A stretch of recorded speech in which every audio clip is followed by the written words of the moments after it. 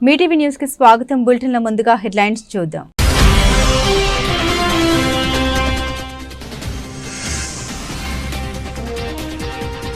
Delhi assembly ఎన్నికల్లో BJP Jayabheri. విజయోత్సవ సభకు హాజరైన ప్రధాని మోదీ.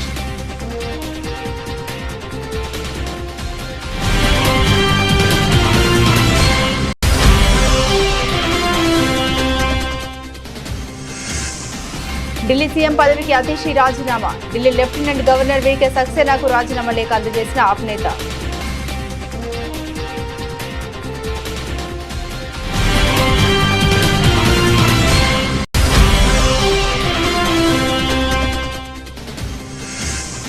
బీసీ కమిషన్ సంఘాల ప్రతినిధులతో మంత్రి పొన్నం ప్రభాకర్ సమావేశం. బీసీల సాధికారతపై వారి సూచన సీఎం దృష్టికి తీసుకెళ్తామని హామీ.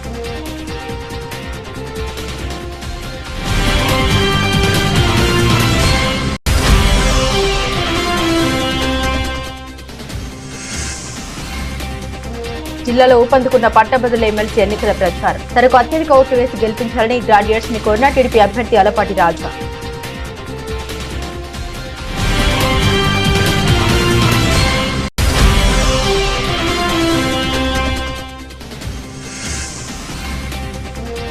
ఢిల్లీ ఎన్నికలను తెలంగాణ ఎన్నికలతో పోల్చిన బిడ్డూ రమణ, మహేష్ కుమార్ గౌడ్. తెలంగాణలో బీజేపీ ఎప్పటికీ అధికారంలోకి రాదని వ్యాఖ్య.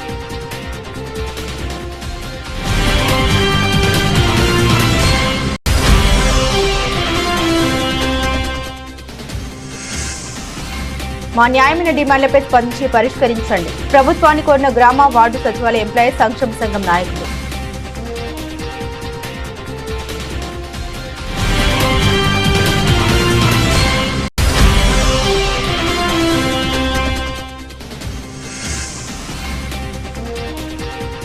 కల్హజీ స్థానంలో గెలిచిన కాతేషి ధ్యాన్సులు. సిగ్గు లేకపోతే సరి అంటూ స్వాతి మలివాల్ విమర్శలు.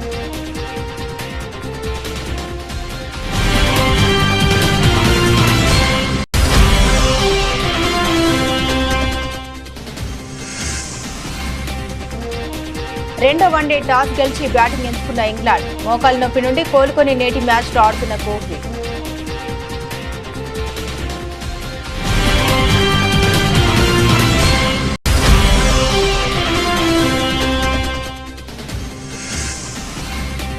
గత వారం రోజుల్లో 2000కు పైగా పెరిగిన గోల్డ్. తమ వ్యాపారం పడిపోయిందని వాపోయిన వ్యాపారస్తులు.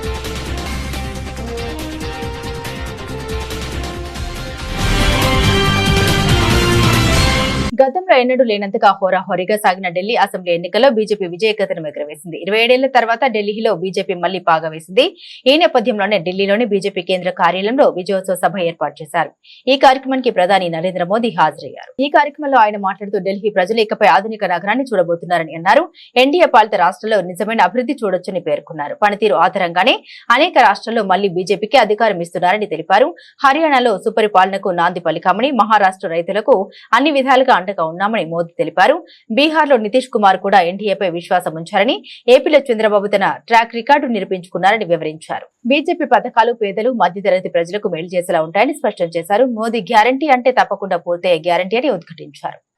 दिल्ली का जनादेश स्पष्ट है। आज दिल्ली में विकास, विजन और विश्वास की जीत हुई है। आज आडंबर, अराजकता, अहंकार और दिल्ली पर छाई आपदा की हार हुई।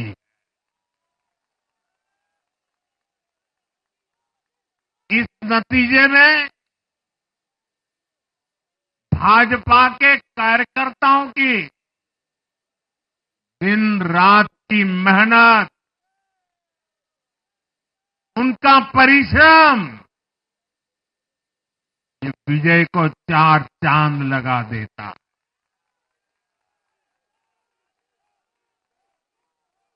और आप सभी कार्यकर्ता इस विजय के हकदार हैं। मैं भाजपा के प्रत्येक कार्यकर्ताओं भी आप सबको ये विजय की बहुत बहुत बधाई देता हूं और आप सबने हर परिवार में मेरा एक पत्र पहुंचाया था और मैंने दिल्ली से प्रार्थना की थी कि 21वीं सदी में भाजपा को सेवा का अवसर दीजिए, दिल्ली को विकसित भारत की विकसित राजधानी बनाने के लिए भाजपा को मौका दीजिए। मैं दिल्ली के हर परिवारजन को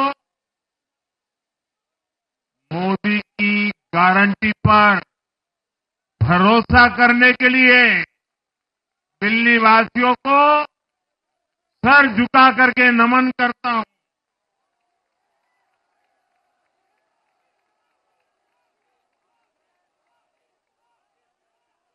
मैं दिल्ली वासियों का आभार व्यक्त करता हूं। साथियों, दिल्ली ने दिल खोलकर हमें प्यार दिया।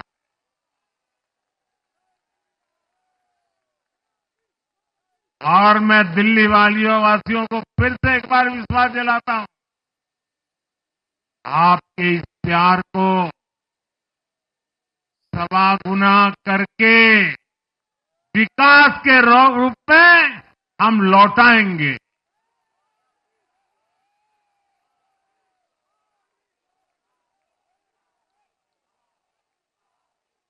दिल्ली के लोगों का ये प्यार,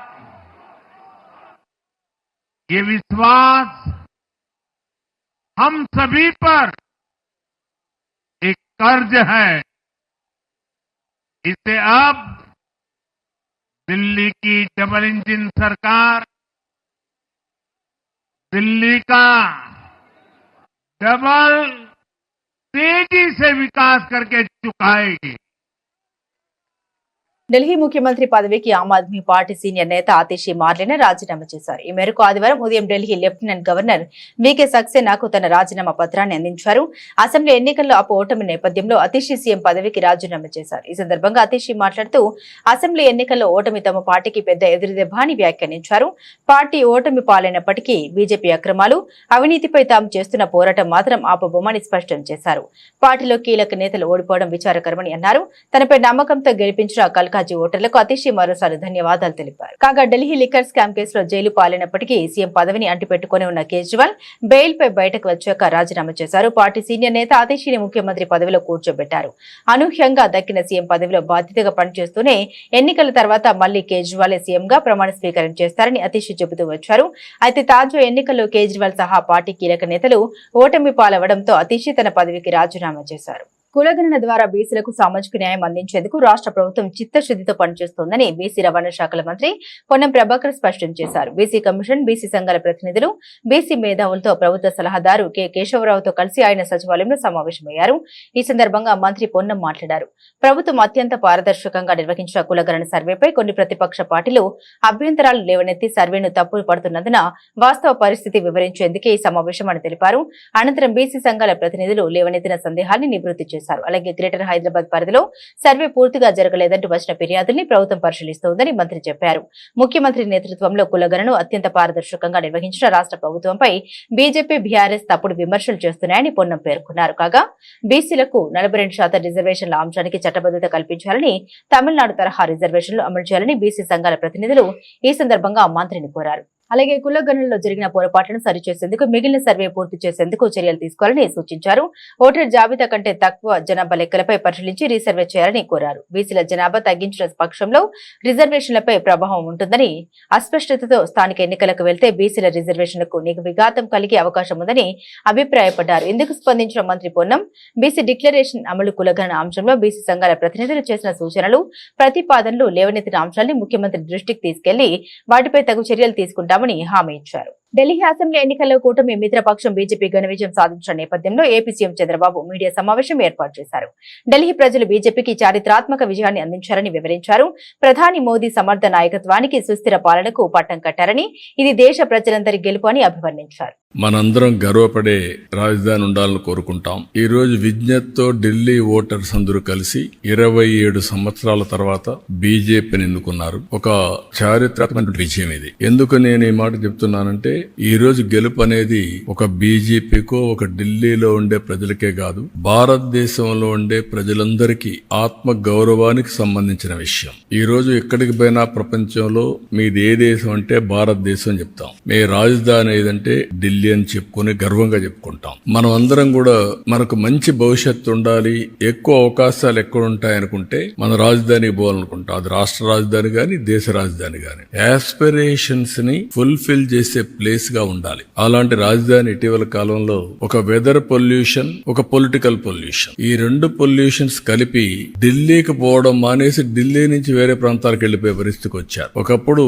బీహార్ నుంచి ఒక ట్రైన్ ఎవ్రీడే లేబర్ అంతా కూడా అక్కడ పోయి పనిచేసుకుని మళ్ళా ఈవినింగ్ ఢిల్లీ నుంచి బీహార్కి వెళ్ళేవాడు. ఇప్పుడు బీహార్ నుంచి ఢిల్లీకి రావడంలా పరిపాలన అంటే ఎట్లుంటుందంటే ఒక్కొక్కసారి పరిస్థితులన్నీ కూడా తారుమారయ్యే పరిస్థితులు వస్తుంది. దానికి ఉదాహరణ ఢిల్లీ. అయితే ఇక్కడ ఏ మోడల్ వర్కౌట్ అవుతుంది భారతదేశంలో అనుకుంటే, ప్రపంచంలో ఎక్కడ గానీ భారతదేశంలో గానీ పీపుల్స్ ఫస్ట్ ఒక సస్టైనబుల్ మోడల్ క్రియేట్ చేయాల్సిన అవసరం ఉంది. అదే నరేంద్ర మోడీ ఒక సస్టైనబుల్ మోడల్ ని క్రియేట్ చేస్తున్నాడు. ఆయన్ని మనస్ఫూర్తిగా అభినందిస్తున్నాం. ఈ రోజు ఢిల్లీలో గెలుపు కూడా ప్రధానమంత్రి నరేంద్ర మోడీ గారిపై నుండే నమ్మకం. ఆ నమ్మకంతో ఢిల్లీ ప్రజలు నరేంద్ర మోడీ గారి నాయకత్వాన్ని బలపరిచారు. తెలంగాణలో అధికారంలోకి వస్తామని భారతీయ జనతా పార్టీ నేతలు కలలు కంటున్నారని, కానీ అవి పగటి కలలేనని తెలంగాణ పీసీసీ అధ్యక్షుడు మహేష్ కుమార్ గౌడ్ అన్నారు. ఢిల్లీ అసెంబ్లీ ఎన్నికల ఫలితాలపై పలువురు తెలంగాణ బీజేపీ నేతలు స్పందిస్తూ తెలంగాణలోనూ అధికారంలోకి వస్తామని ధీమా వ్యక్తం చేశారు. వారి వ్యాఖ్యలపై మహేష్ కుమార్ గౌడ్ స్పందించారు. ఢిల్లీ ఎన్నికలు తెలంగాణ ఎన్నికలకు చాలా తేడా ఉంటుందని ఆయన అన్నారు. ఢిల్లీలో ఎన్నికల ఫలితాల్ని చూసి బీజేపీ నాయకులు ఆనందిస్తూ ఉన్నారని, కానీ మన రాష్ట్రంలో ఎప్పటికీ గెలవలేరన్నారు. ఢిల్లీ ఎన్నికలను పోల్చుతూ ఇక్కడ బీజేపీ నేతలు ఆనందపడడం విడ్డూరంగా ఉందని ఆయన వ్యాఖ్యానించారు. అరవింద్ కేజ్రీవాల్ స్వయంకృత అపరాధమే ఆమ్ ఆద్మీ పార్టీ ఓటమికి కారణమన్నారు. ఢిల్లీలో జరిగిన ఎన్నికల్ని చూసుకుని, అక్కడ ఫలితాలను చూసుకుని బీజేపీ నాయకులు అమితానంద పడుతూ ఉన్నారు. ఢిల్లీలో జరిగిన ఎన్నికల్ని తెలంగాణతో పోలుస్తూ ఉన్నారు. తెలంగాణ రాజకీయ రంగంలో ఎప్పటికి కూడా బీజేపీ అధికారంలోకి వచ్చేటువంటి అవకాశమే లేదు.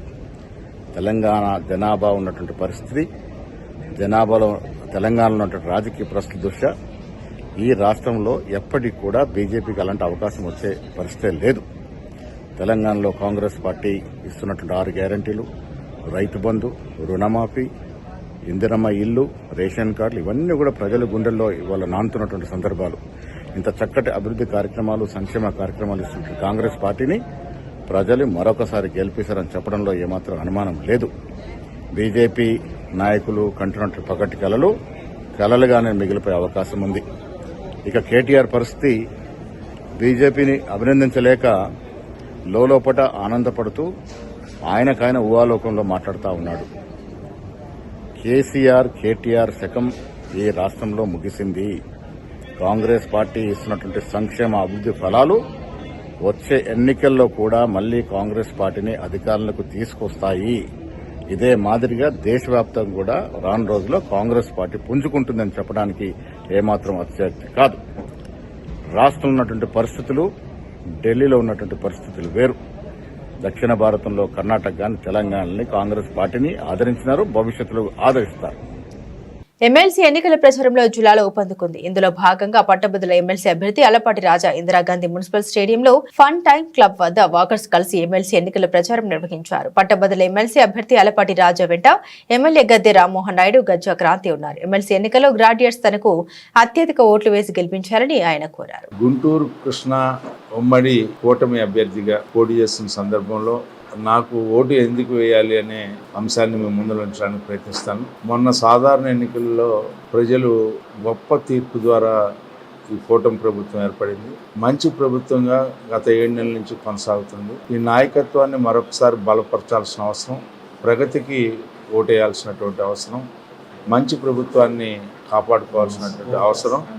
ఆ నేపథ్యంలో వ్యక్తిగా నేను ఎమ్మెల్సీగా వచ్చి మీ అందరినీ నాకు ఓటేయమని చెప్పి అడిగే సందర్భంలో మరి ఈరోజు ప్రజలు ఆలోచించాలి. పట్టభద్రులు మరి ముఖ్యంగా ప్రతి ఒక్కరు కూడా ఓటు నమోదైన ప్రతి ఒక్కరు కూడా పోలింగ్ బూత్కి వచ్చి ఓటు వేసి మంచి ప్రభుత్వానికి మద్దతు పలికి ప్రగతికి సోపానం అన్నట్టుగా నాకు ఓటు వేసి విజయాన్ని ఇవ్వాలని చెప్పి ఈ సందర్భంగా కోరుకుంటూ మరి ఈరోజు మంచి ప్రభుత్వం మంచి కూటమి నాయకత్వాన్ని అందరూ కూడా ఆహ్వానించాలి, మద్దతు పలకాలని చెప్పి కోరుకుంటూ సెలవు తీసుకుంటాను.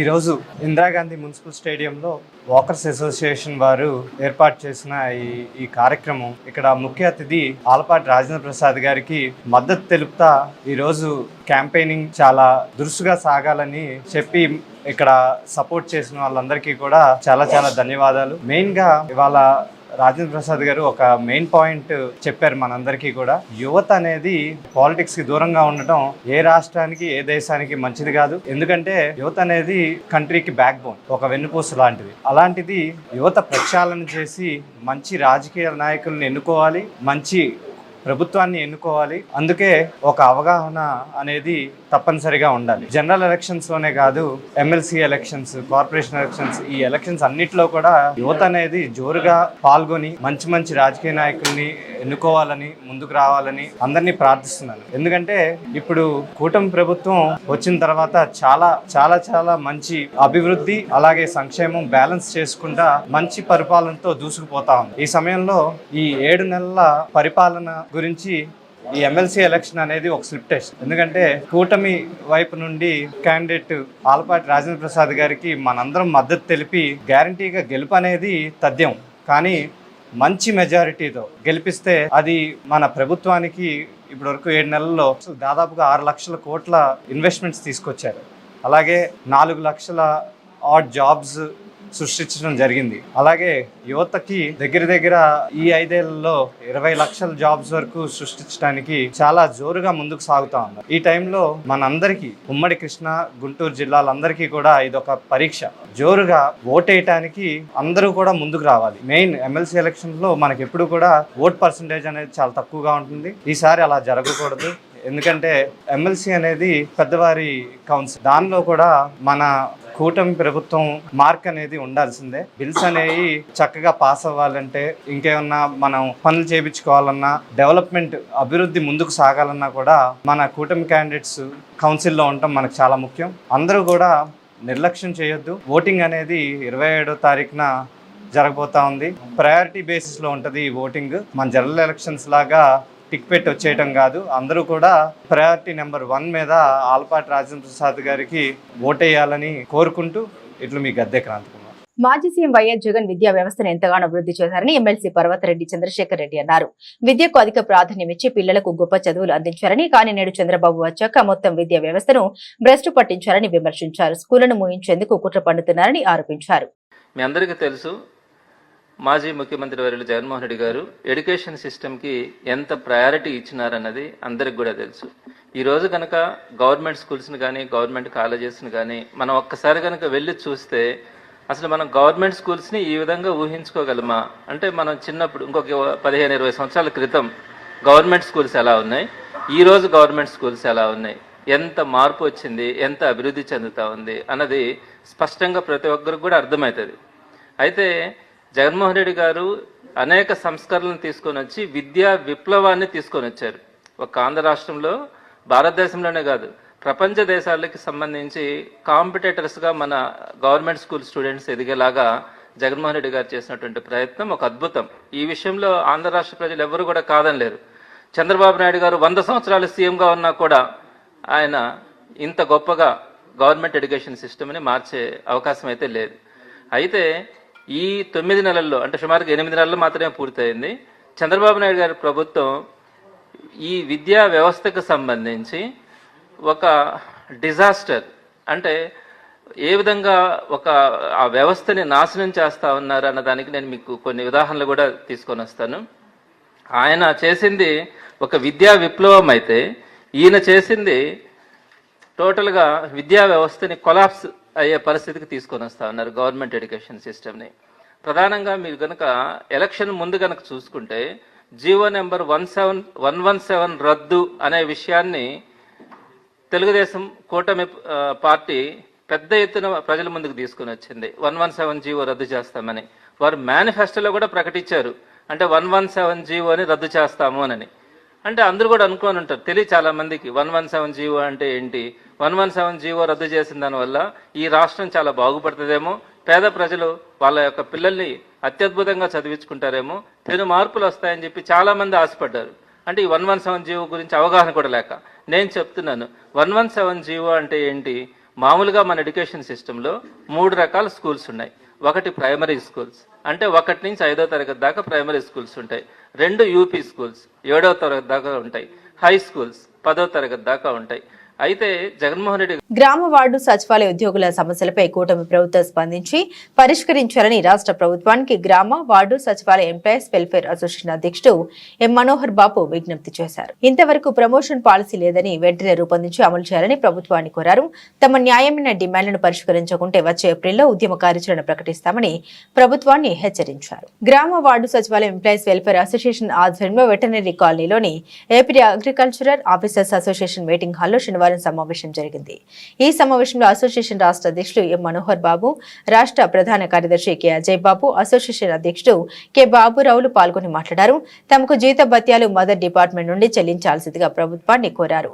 జీవో ఎంఎస్ 107 అనుసరించి జాబ్ చార్ట్ అమలు పరచాలని, సెక్రటరీ స్థానంలో ఆఫీసర్గా హోదాను మార్చాలని, ప్రమోషన్ పాలసీ ఇంతవరకు రూపొందించలేదని, ప్రమోషన్ పాలసీని రూపొందించి అమలు చేయాలని కూటమి ప్రభుత్వం తమ సమస్యలపై అసెంబ్లీలో చర్చించి న్యాయం చేయాలని విజ్ఞప్తి చేశారు. ప్రభుత్వం న్యాయం చేయని పక్షంలో వచ్చే ఏప్రిల్ నెలలో ఉద్యమ కార్యాచరణ ప్రకటిస్తామని ప్రభుత్వాన్ని హెచ్చరించారు.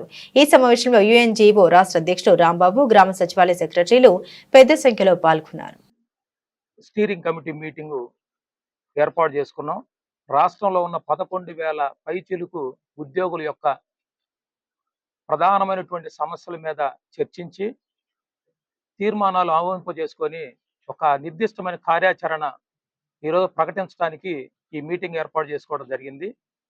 ప్రధానంగా 2019 గ్రామ వార్డు సచివాలయ వ్యవస్థ ఏర్పాటు చేసినప్పటి నుండి ఈ సచివాలయ వ్యవస్థలో ఉన్నటువంటి వెల్ఫేర్ అండ్ ఎడ్యుకేషన్ అసిస్టెంట్ అటువంటి ఉద్యోగులు అనేక సమస్యలని ఎదుర్కొంటూ గవర్నమెంట్ యొక్క పథకాలు, వారి యొక్క ఆలోచన, ప్రత్యేకంగా పౌరుల యొక్క సేవల్లో ఎక్కడ కూడా వెనక దక్కకుండా పనిచేస్తూ ఉన్నారు.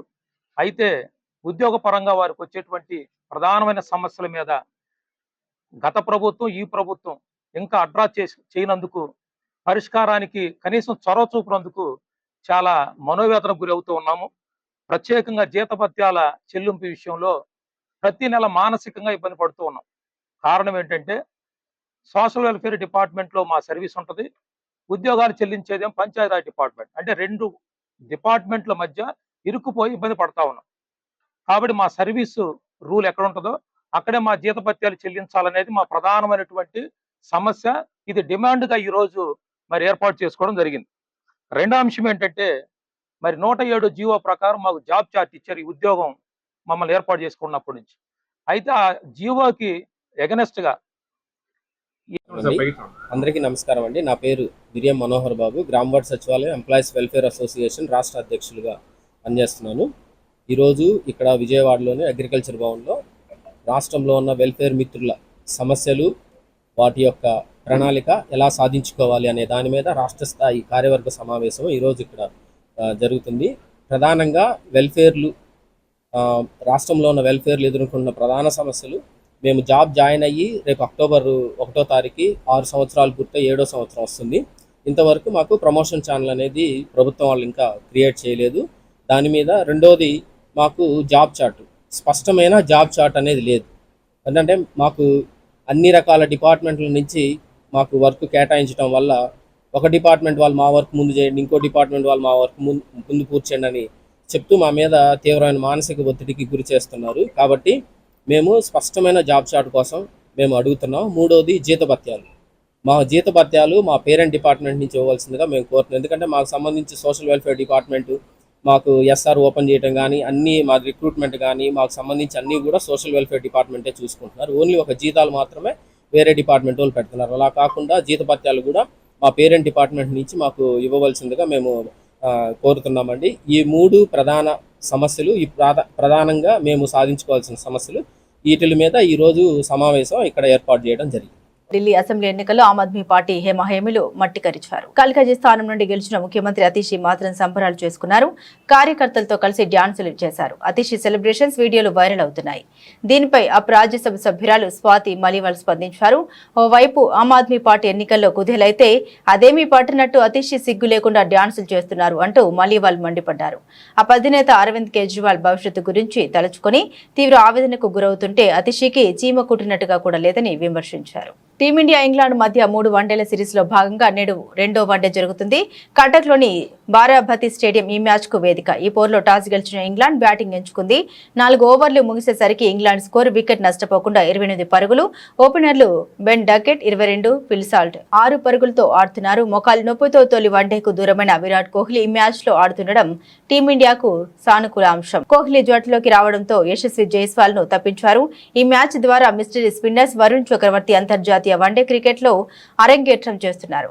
ఈ సిరీస్ లో తొలి వన్డేలో టీమిండియా విజయం సాధించడం తెలిసిందే. ఇవాల్టి 2వ వన్డే కూడా గెలిస్తే సిరీస్ టీమిండియా వశమవుతుంది. దేశవ్యాప్తంగా ఈరోజు బంగారం, వెండి ధరలు స్థిరంగా ఉన్నాయి. ఈ క్రమంలో నేడు ఫిబ్రవరి 9, 2025వ తేదీన ఉదయం 6:23 గుడ్ రిటర్న్స్ వెబ్సైట్ ప్రకారం చూస్తే 24 క్యారెట్ల 10 గ్రాముల బంగారం ధర 86,670 రూపాయలుగా ఉండగా 22 క్యారెట్ల 10 గ్రాముల గోల్డ్ రేటు 79,450 రూపాయలకు చేరుకుంది. ఈ క్రమంలో గత 8 రోజుల్లో బంగారం ధరలు దాదాపు 2,000 రూపాయలకు పైగా పెరిగాయి. ఇదే 24 క్యారెట్ల 10 గ్రాముల పసిడి ధర ఫిబ్రవరి 1న 84,490 రూపాయలుగా ఉంది. ఇక వెండి రేట్ల విషయానికి వస్తే గత 8 రోజుల్లో కూడా ఇవి హెచ్చు తగ్గులకు లోనవుతూ ఒకే స్థాయికి వచ్చాయి. ప్రస్తుతం కిలో వెండి ధర 99,500 రూపాయలు ఉండగా ఫిబ్రవరి 1వ తేదీన కూడా వెండి రేటు ఇదే స్థాయిలో ఉంది. అంతేకాదు పుత్తడి ధరలు భవిష్యత్తులో 1,00,000 రూపాయలకు చేరుతాయని నిపుణులు చెబుతున్నారు. ఈ క్రమంలో బంగారం ధర క్రమంగా పెరగడం వల్ల గత 8 రోజుల్లో తమ వ్యాపారం 25% పడిపోయిందని పలువురు వ్యాపారులు అన్నారు. పెళ్లిళ్ల సీజన్ కావడంతో కస్టమర్ల రాక బాగానే ఉంది. కానీ ప్రస్తుతం 22 క్యారెట్ల బంగారు ఆభరణాలకు బదులు అనేక మంది 18 క్యారెట్ల బంగారు ఆభరణాల వైపు మొగ్గు చూపుతున్నారని వెల్లడించారు. ఈ క్రమంలో ప్రస్తుతం బంగారం ధరల పెరుగుదల ట్రెండ్ కొనసాగుతుందని అన్నారు. దీనికి ప్రధాన కారణం ప్రపంచవ్యాప్తంగా ఉన్న పరిస్థితులతో పాటుగా దేశీయ అంశాలు కూడా కారణాలుగా ఉన్నాయన్నారు. బులెటిన్ ముగించే ముందు హెడ్లైన్స్ మరోసారి.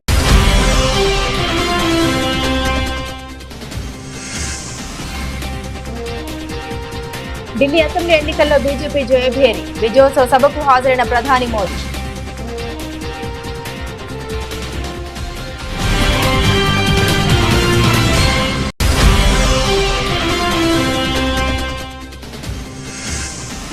ఢిల్లీ సీఎం పదవికి అతిషి రాజీనామా. ఢిల్లీ లెఫ్టినెంట్ గవర్నర్ వీకే సక్సేనాకు రాజీనామా లేఖ అందజేసిన ఆప్ నేత.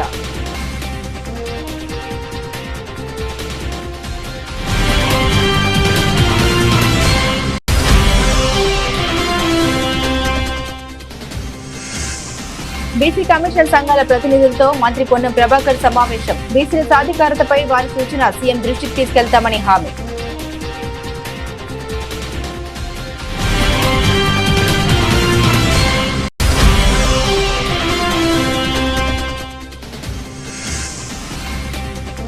జిల్లాలో ఊపందుకున్న పట్టభద్రుల ఎమ్మెల్సీ ఎన్నికల ప్రచారం. తనకు అత్యధిక ఓట్లు వేసి గెలిపించాలని గ్రాడ్యుయేట్స్ ని కోరిన టీడీపీ అభ్యర్థి అలపాటి రాజా.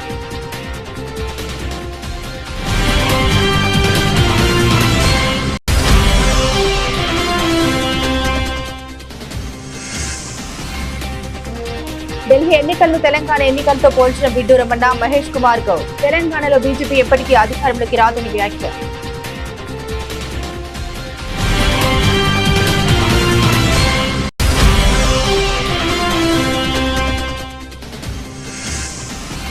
మా న్యాయమైన డిమాండ్లపై స్పందించి పరిష్కరించండి. ప్రభుత్వాన్ని కోరిన గ్రామ వార్డు సచివాలయ ఎంప్లాయీస్ సంక్షేమ సంఘం నాయకులు.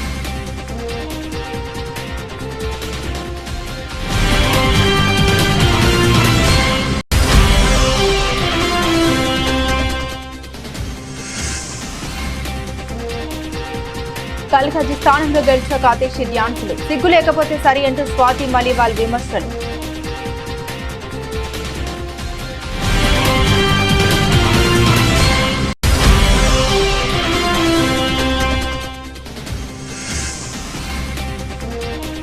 రెండో వన్డే టాస్ గెలిచి బ్యాటింగ్ ఎంచుకున్న ఇంగ్లాండ్. మోకాలి నొప్పి నుండి కోలుకొని నేటి మ్యాచ్లో ఆడుతున్న కోహ్లీ.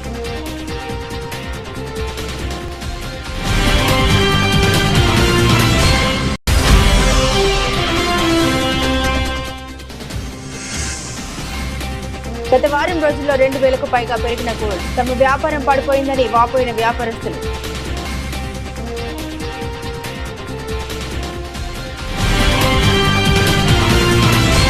ఇవి బులెటిన్లోని విశేషాలు. తిరిగి మరో బులెటిన్తో మళ్ళీ కలుసుకుందాం. అంతవరకు సెలవు. నమస్కారం.